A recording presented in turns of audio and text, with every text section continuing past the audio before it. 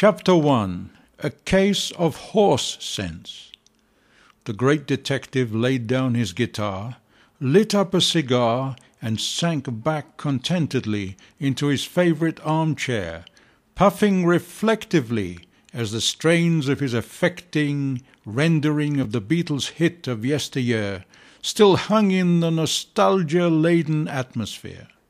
For a moment there was a pregnant stillness in the room, broken at last when Shylock addressed me with the cigar still clamped between his lips, and his words eerily emerging like smoke signals from that black-bearded mouth. "Have you ever wondered, Winston, why my parents called me Shylock?" "Indeed I have, Chelms, but I never would dream of intruding on your personal privacy. Names are things that honourable people do not always speak about. But yours is so rare, so singular, is it not?" I said, my curiosity deeply aroused. "Well, my dear Winstone, I feel that after all these years it is time to confide in you, and I am confident that our little secret will not escape the confines of these walls, or indeed your lips, although I venture to say they may one day find their way into your chronicles of our adventures and my triumphs." "My dear Chelms, you know that I shall treat whatever you may tell me in the strictest confidence. After all, have I ever betrayed your confidence?" "Only once, as you may recall, in the case of the disappearing detective, when you disclosed to Inspector Doyle the secret of my whereabouts, believing that I was in mortal danger. However, those days are long past, and I know you to be a person of the greatest and most impeccable discretion." "Thank you, Chelms, but please do satisfy my curiosity as regards your name," I said, perching eagerly on the edge of my seat. "As you know, Winstone, I am often confused, not without some justification perhaps, with the world's greatest detective, Sherlock Holmes. My parents were great admirers of Holmes, and when I was born they seriously considered calling me Sherlock. But they did not do so for two reasons.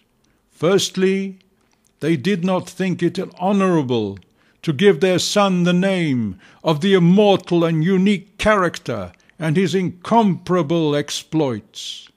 Secondly, they did not feel it was a suitable name for a nice Jewish boy. So they searched for a suitable alternative, one that would not stray too far from Sherlock, and so, being great admirers of Shakespeare, they hit upon the idea of calling me Shylock, which seemed very appropriate, as it fitted so well with their surname Chelms." "But surely," I interposed, "they were aware of the anti-Semitic overtones of the name, and the negative associations of the Shakespearean character?"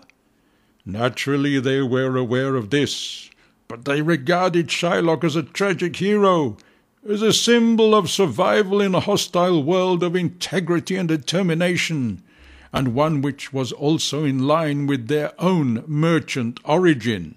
As you know, my father was a watchmaker and jeweller by profession. A second and major consideration of theirs was that it was unlikely that anyone else would have the name, so that it would give me a head start in life, and so it has proved." "But surely it might also have proved to be a handicap in some areas of society," I opined.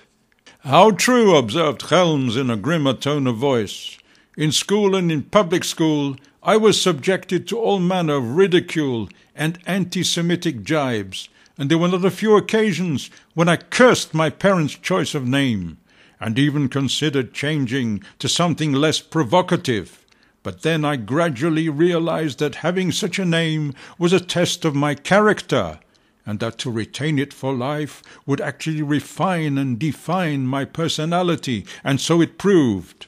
My parents' choice was vindicated, as I grew into the celebrated detective you see before you today, with the proud persistence and unshakable sense of justice of Shylock, and the keen, analytic, and encyclopedic mind of Sherlock, a combination that unlocks the most baffling cases. But what about Chelms, a name so uncannily close to Holmes? How did your parents come by such a name which they bequeathed to you? Simple, my dear Winstone, quite simple. They both came from the little town of Chelm in Poland, a town famous for its droll stories of its simple-minded residents. But my parents were far from simple. In spite of their dire poverty and lack of means, they both aspired to greater things. And upon their arrival as immigrants in England, after the anti-Jewish pogroms, they found in Shakespeare and Conan Doyle two inspiring pillars of world culture to add to their love of the Bible and the Yiddish literature and language. Hence the marriage of Sherlock and Shylock and the surname Chelms. I felt a deep sense of gratitude for this confidence of my celebrated colleague, and the opportunity to get a glimpse of the intensely personal background and the privacy which he so assiduously cultivated.